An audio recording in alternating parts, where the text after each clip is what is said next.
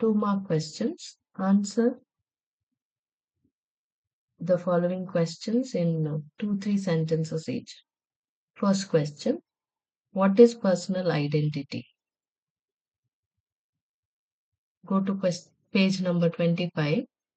Personal identity refers to those attributes of a person that makes her or him different from others.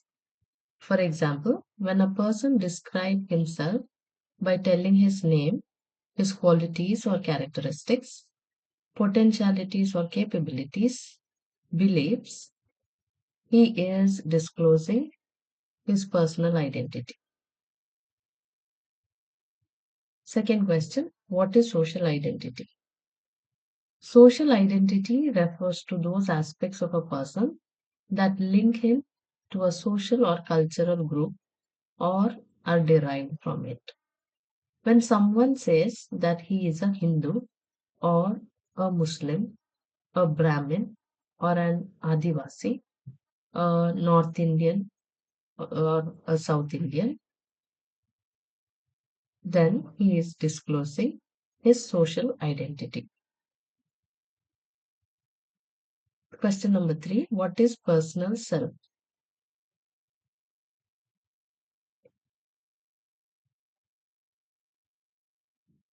Page number 26.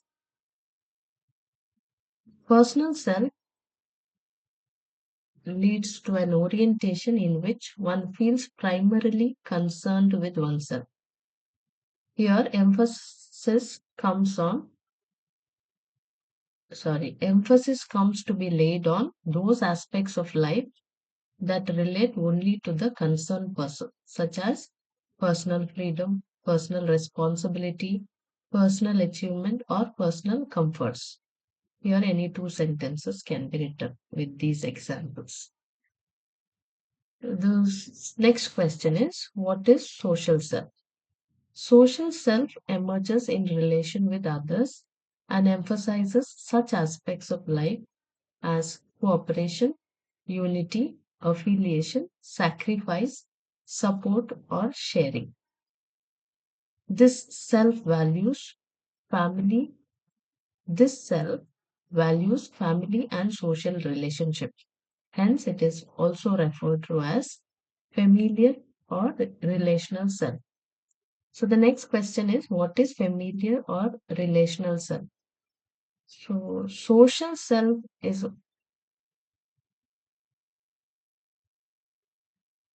also called as familiar or relational self. It emerges in relation with others and emphasizes such aspects of life as cooperation, unity, affiliation, sacrifice, support, or sharing. This self values family and social relationship. Hence, it is called as familiar or relational self.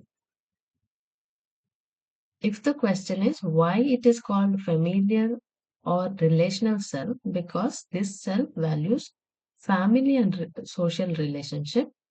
That is why it is called as familiar or relational self. If the question is what is familiar or relational self, then you can write the same answer. What is social self?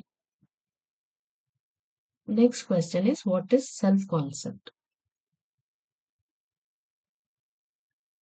The way we perceive ourselves and the ideas we hold about our competencies and attributes is called self-concept.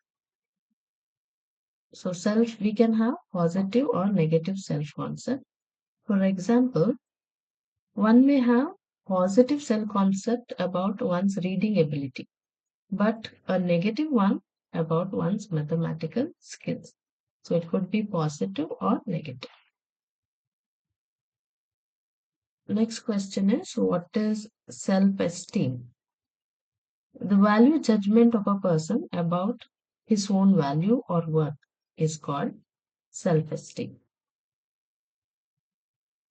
For example, I am highly liked by my peers. If a child reports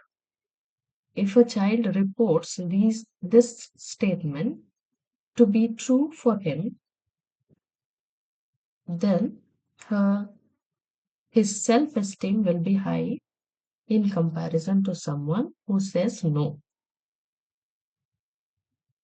Next question is, what is self efficacy?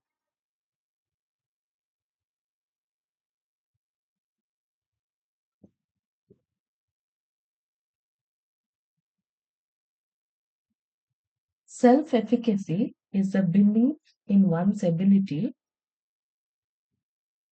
to control their own life outcomes.